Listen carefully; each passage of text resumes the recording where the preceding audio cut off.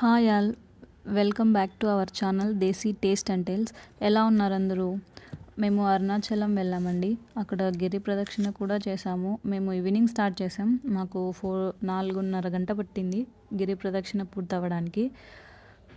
దర్శనం అయితే బాగా జరిగిందండి. అరుణాచలం అందరికీ తెలిసే ఉంటుంది. ఈ ఆలయం తమిళనాడులోని తిరువన్మలైలో ఉందండి. ఇది శివుడికి అంకితం చేయబడ్డ ఒక పుణ్యక్షేత్రం. ఈ అరుణాచలం పంచభూత లింగాలలో అగ్నిలింగంగా పరిగణింపబడుతుంది. గిరి ప్రదక్షిణలో 8 లింగాలు ఉంటాయండి.